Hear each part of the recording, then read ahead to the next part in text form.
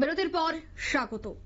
অন্তঃসত্ত্বা মাঝ বয়সী এক মহিলার মৃত্যু, আর এই মৃত্যুকে ঘিরে রীতিমতো গুঞ্জন ছড়িয়েছে এলাকা জুড়ে।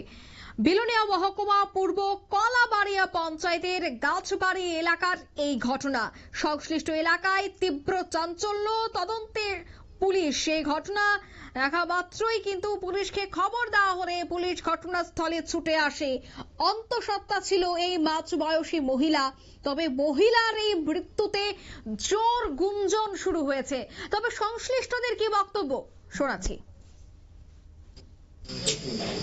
আচ্ছা, কি হয়েছে এখন? আমি তো এটা বলতে পারি না। আমার তো ফোন করলে বলছে জ্বর সর্দি কাশি। হ্যাঁ, জ্বর সর্দি কাশি। কোন সময় করছে তোমাদের? না, সেই সময় ফোন করতাম। এটা জ্বর লাস্ট কবে কথা হয়েছিল? আজকে আজকে সকালে কি কইছে তখন? আমি বলছি মা তুমি কিছু করবেন, ডাক্তার আছে গান মারছি, ডাক্তার আছে আমি। আপনারা শুনলেন পরিবার পরিজনের বক্তব্য এবং জানা গেছে যে তিনি বহুদিন যাবত অসুস্থ ছিলেন। তবে হঠাৎই তার এই আকস্মিক মৃত্যু। অন্তঃসত্ত্বা ছিলেন এই মাঝ বয়সী মহিলা। তবে পুলিশের তদন্তেই কিন্তু সমস্তটা রহস্য উন্মোচন হবে। নিয়ে নিচ্ছে ছোট্ট একটি বিজ্ঞাপন বিরতি।